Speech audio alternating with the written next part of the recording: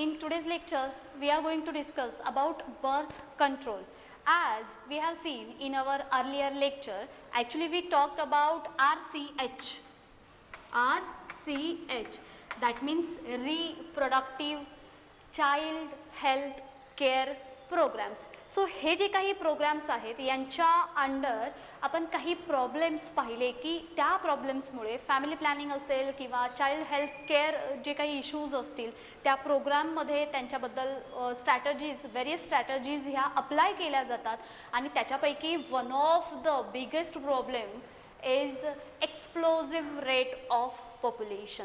So population ही जी काही हायर अमाऊंटमध्ये एकदम मोठ्या अमाऊंटमध्ये जी वाढते किंवा इन्क्रीजिंग फॉर्ममध्ये जी काय आहे, सो त्याच्यासाठी एक प्रिव्हेंटिव्ह मेजर म्हणून इथे कन्सिडर केलं जातं. So it is birth control. Birth control, these are the preventive measures which actually get used prevent the fertilization. फर्टिलायझेशनला प्रिव्हेंट करण्यासाठी बर्थ कंट्रोल मेजर हे अप्लाय केले जातात. किंवा आपण असं म्हणूयात की जे काही प्रिव्हेंटिव्ह मेजर्स आहेत for fertilization, they are actually known as contraceptives. So which are those contraceptives, which are those methods? That methods are actually broadly classified into the temporary methods and some are permanent methods. So again under this they are further get subdivided into the various methods. So let's talk about that.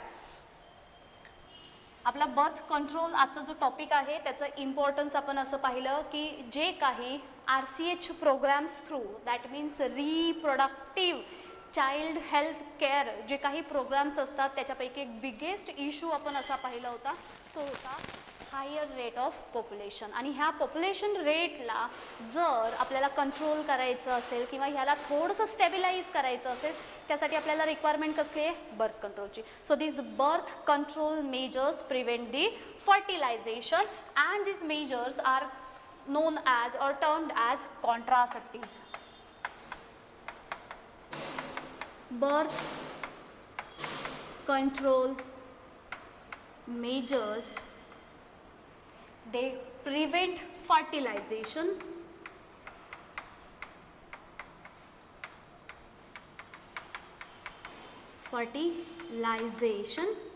and they are known as or termed as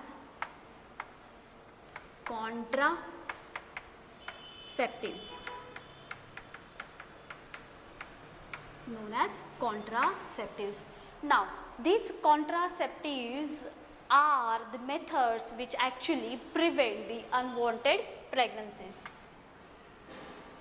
But हे काय करतात? हे जे काही contraceptives आहेत they help to prevent from unwanted pregnancies. Ultimately they prevent the fertilisation. जर fertilisation required नसेल तर त्याला प्रिव्हेंट करण्यासाठी जे काही प्रिव्हेंटिव्ह मेजर्स असतात ज्यांच्यामुळे बर्थ कंट्रोलमध्ये जी पॉप्युलेशन आहे तिला आपण कंट्रोलमध्ये ठेवू शकतो आणि त्यासाठी जे मेजर यूज केले जातात त्यांना म्हटलं जातं कॉन्ट्रासेप्टिव्स. नाव आता आपण बोलणार आहोत की आयडियल कॉन्ट्रासेप्टिव्स हे कसे असले पाहिजे, त्याच्यावरती MCQ विचारला जातो. So ideal contraceptives should be easily available, right, easy to use असतील किंवा आपण असं म्हणूयात रिव्हर्सिबल फॉर्ममध्ये असले पाहिजेत, युजर फ्रेंडली असले पाहिजेत, देन इफेक्टिव्ह असले पाहिजेत and with no or less impactful असले पाहिजेत. म्हणजे हार्म जो काही आहे तो मात्र त्याचा इम्पॅक्ट मात्र कमी असला पाहिजे. So question may gate asked how that contraceptives should B ideal. कशा पद्धतीने ते आयडियल असावेत किंवा आयडियल कॉन्ट्रासेप्टिव्स जनरली कसे असतात, सो त्याच्याबद्दल बोलूयात आपण. So here ideal contraceptives should be म्हणजे जे आयडियल आहेत ज्यांना अगदी properly as a preventive measure आपण यूज करू शकतो. सो असे कॉन्ट्रासेप्टिव्स हे आयडियल हे कसे असावेत? They should be first user first easily available, right, user friendly,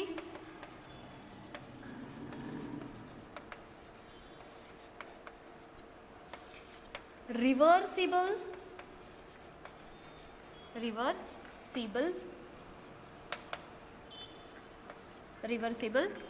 then it should be effective and with no or less harm. म्हणजे काय ह्याच्याबद्दल डिस्कस करूयात आपण. आता हे जे काही कॉन्ट्रासेप्टिव्ज आहेत ते इझिली मार्केटमध्ये अवेलेबल असले पाहिजेत, तेव्हा जाऊन कॉमन पीपल कॉन्ट्रासेप्टिव्सचा यूज करू शकतात. अगेन रिक्वायरमेंट का आहे, to control birth population. User friendly असले पाहिजेत. रिव्हर्सिबल. आता फर्दर आपण कॉन्ट्रासेप्टिव्स काही टेम्पररी मेथड्स आहेत आणि काही परमनंट मेथड्स आहेत. In that permanent method surgical methods are there, they are actually used to prevent any kind of further fertilization. So further fertilization होऊ नये म्हणून परमनंटली सर्जिकल मेथडचा वापर केला जातो. आणि मी इथे वर्ड वापरते की परमनंट सर्जिकल मेथड्स आहेत. दॅट मीन्स एकदा का ह्या surgical methods either it get done by male or female, मग मात्र परत जर फर्टिलायझेशन रिक्वायर्ड असेल तर मात्र ते फर्टिलायझेशन पॉसिबल होत नाहीत. कसं काय, जेव्हा आपले कॉन्ट्रासेप्टिव्हचे ॲक्च्युअल परमनंट मेथड येईल तेव्हा आपण डिटेलमध्ये त्याच्याबद्दल बोलणार आहोत. सो जर सपोज परमनंट टाईपचे असतील तर इट शुड बी और इट कुड गेट रिव्हर्सिबल. म्हणजे जर फर्टिलायझेशन बंद ठेवलं असेल देन फर्दर जेव्हा रिक्वायर्ड असेल तेव्हा मात्र ते परत एकदा फर्टिलायझेशन होऊन दिलं गेलं पाहिजे. सो अशा टाईपचं असावं. सो मोस्टली जे ह्युमन असतात ते टेम्पररी काइंड ऑफ प्रेफर करतात. इफेक्टिव्ह असले पाहिजेत. म्हणजे जे काय कॉन्ट्रासेप्टिव्ज यूज केले जातात ॲक्च्युअल मोटिव्ह आहे त्यांचा की फर्टिलायझेशन जे नको आहे त्याला प्रिव्हेंट करायचं आहे. सो त्यासाठी ते इफेक्टिव्ह असले पाहिजेत, राईट. आता बरेचसे टेम्पररी असे आहेत की सर्टन ड्युरेशनसाठी ते इफेक्टिव्ह असतात, पण ते तेवढ्या ड्युरेशनसाठी ॲटलिस्ट इफेक्टिव्ह असले पाहिजेत. म्हणजे हे असे कॉन्ट्रासेप्टिव्ज वापरून सुद्धा जर फर्टिलायझेशन होत असेल तर मात्र ते इफेक्टिव्ह नाही. देन विथ नो और लेस हार्म. आता बऱ्याच केसमध्ये काय होतं, म्हणून बरेच जे पर्सन असतात ते सर्जिकल मेथडला जात नाही. सर्जिकल मीन्स माहिती आपल्याला की सर्जरी करून घेतली जाते. वॅसेक्टॉमी असते किंवा त्याच्यामध्ये ट्युबॅक्टॉमी असते. वॅसेक्टॉमी आणि ट्युबॅक्टॉमी ह्याच्यामध्ये vast differentia. In case of male त्यांना कट करतात किंवा त्यांना टाईड करून परत लायगेट केलं जातं. And in case of tubectomy ह्याच्यामध्ये जी काही फेलोपियन ट्यूब आहे त्याला टाईड केलं जातं, नॉट बांधली जाते आणि देन फर्दर लायगेट केले जातात. मीन्स वॉट, मेल गॅमेट आणि फिमेल गॅमेट ह्यांचा फ्लो कुठेतरी इनहिबिट केला जातो. म्हणजेच हे असं करत असताना त्यांचा हार्म होऊ नये, कोणत्याही पद्धतीचं काही पण हार्मफुल इम्पॅक्ट बॉडीवरती व्हायला नकोत. सो जे काही आयडियल कॉन्ट्रासेप्टिव्ज असतात तर ते अशा पद्धतीने असले पाहिजे. इझिली अवेलेबल पाहिजेत, युजर फ्रेंडली पाहिजेत, म्हणजे इझिली त्याचा वापर करता आला पाहिजे. रिव्हर्सिबल फॉर्मॅटमध्ये जर रिक्वायरमेंट असेल तर तेव्हा त्यांना यूज करता आलं पाहिजे. इफेक्टिव्ह फॉर्म आहेत, म्हणजेच इफेक्टिव्ह असलेच पाहिजेत. ऑब्व्हियसली कोणता पण ऑब्जेक्ट, कोणतीही थिंग जर इफेक्टिव्ह नसेल तर मोस्टली त्याचा यूज केला जात नाही. आणि हार्म फॅक्टरसुद्धा कसा असला पाहिजे, कमी असला पाहिजे. आता आपण बोलणार आहोत कॉन्ट्रासेप्टिव्सबद्दल. आता हे जे काही कॉन्ट्रासेप्टिव्ज आहेत हे म्हणजे मेजरली दोन पार्टमध्ये डिवाइड होतात. आयदर टेम्पररी मेथड्स येतात और परमनंट मेथड्स आहेत. सो ह्यांना आपण पहिल्यांदा इथे दाखवूयात की आपल्याला कोणत्या कोणत्या टेम्पररी आणि परमनंट मेथडबद्दल बोलायचं आहे. So this contraceptives it could be in two ways. First will talk about that some temporary methods.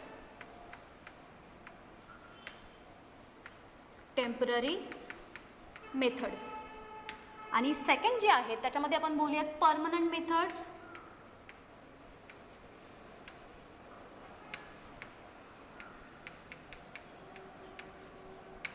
Right. But under temporary methods again they further classified into the sub methods. म्हणजे मग कोणते कोणते आहेत. First here will talk about some natural methods. काही natural method येतात त्याच्यामध्ये कोणत्याही टाईपचे कोणतेही कॉन्ट्रासेप्टिव्ह वापरायची गरज नसेल, जस्ट काही थिंग्स असतात त्या फॉलो कराव्या लागतात. कशा असणार आहेत त्या इन डिटेल जस्ट पाहणार आहोत आपण. Then barrier method as its name suggest बॅरियरमध्ये बॅरियरप्रमाणे ॲक्ट करतात. That means there is no contact in between male and female gamete. If there is no any kind of fusion of male and female gametes, obviously it would not get result into the fertilization. So barrier method through सुद्धा काय केलं जातं, फर्टिलायझेशनला prevent केलं जातं. पण ह्या मेथडसुद्धा कशा आहेत, टेम्पररी फॉर्ममध्ये. काही मेथड्स ह्या असतात IUDs method. IUD that means intrauterine devices. Intrauterine devices म्हणजे टेम्पररी काही ड्युरेशनसाठी किंवा स्पेसिफिक ड्युरेशनसाठी युट्राईनमध्ये हे जे काही कॉन्ट्रासेप्टिव्ज असतात त्यांना प्लेस केलं जातं आणि ते टेम्पररी ड्युरेशनसाठी फर्टिलायझेशनला प्रिव्हेंट करताना दिसून येतात. सो यांच्यामध्ये सुद्धा अगेन फर्दर बऱ्याचशा थिंग्स मेन्शन केल्या आहेत. देन नेक्स्ट आहेत ते म्हणजे केमिकल मेथड्स.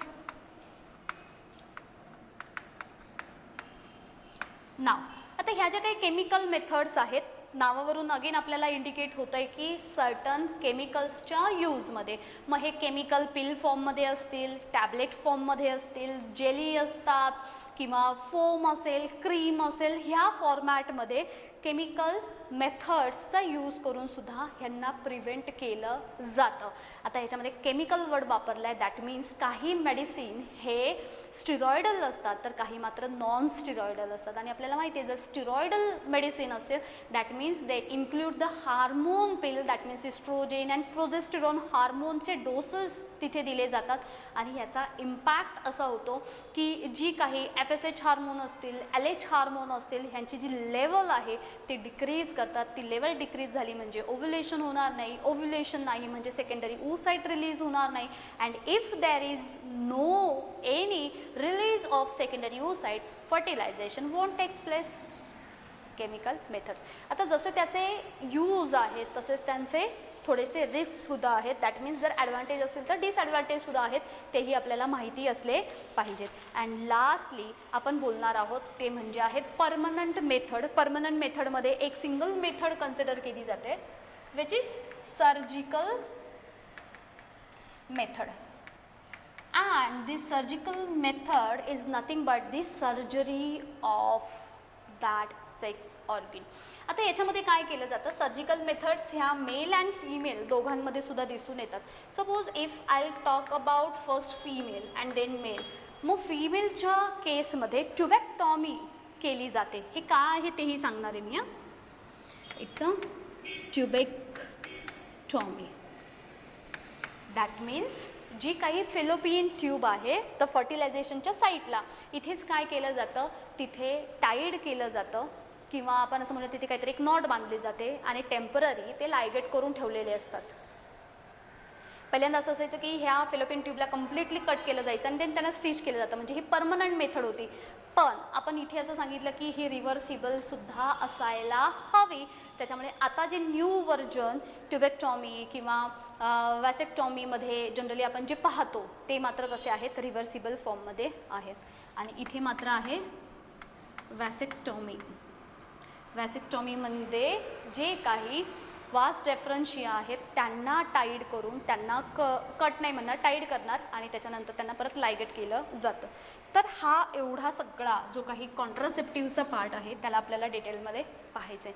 आता ह्याच्यामधले एक्झाम्पल्स फार महत्त्वाचे आहेत. ह्या पार्टवरती जे MCQ विचारले जातात, मग कोणती मेथड कशाच्या अंडर येते, त्या मेथडच्या अंडर काय काय कॉन्ट्रासेप्टिव्ज मार्केटमध्ये अवेलेबल आहे त्याच्यावरती क्वेश्चन्स विचारले जातात. कशा पद्धतीने ते कॉन्ट्रासेप्टिव्ज यूज करायचे असतात किंवा त्यांचा ड्युरेशन, फर्टिलायझेशन प्रिव्हेंट ड्युरेशन किती असतो त्याच्यावरती क्वेश्चन्स विचारले जातात. ती टेम्पररी मेथड आहे का परमनंट मेथड आहे याच्यावरती क्वेश्चन्स विचारले जातात. So let's have a brief account of this contraceptives. का इम्पॉर्टंट आहेत ते आपण याच्या अगोदर पाहिलेले आहेत. जर बर्थ कंट्रोलमध्ये ठेवायचं असेल तर आपल्याला प्रिव्हेंटिव्ह मेजर्स वापरायचे.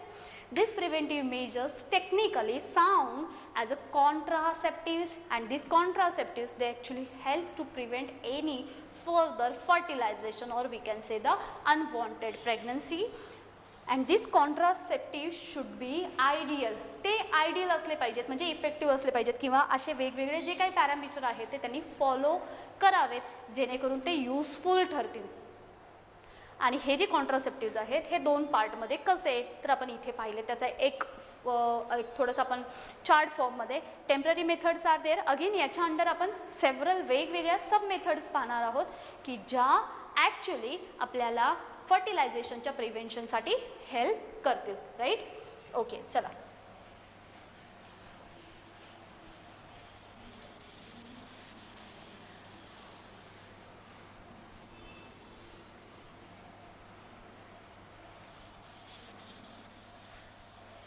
First we will talk about temporary methods.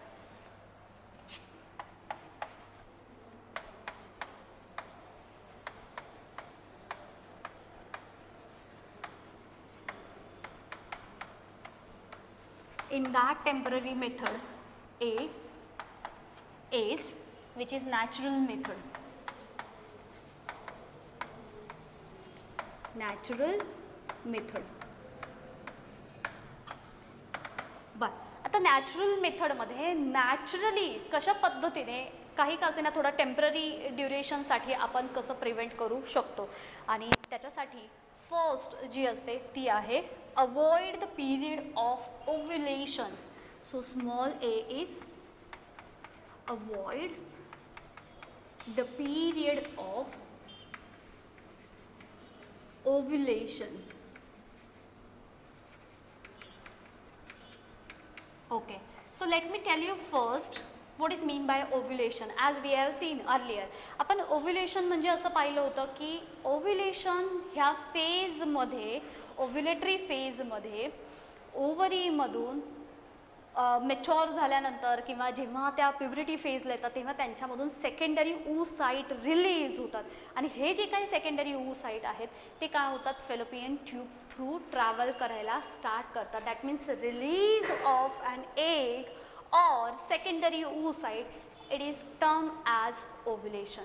मग आता मला सांगा आपल्याला प्रिव्हेंट काय करायचं आहे, फर्टिलायझेशन. फर्टिलायझेशन होतं आहे म्हणजेच काय, male gamete is get fused with the female gamete. मी इथे मेन्शन करून ठेवते,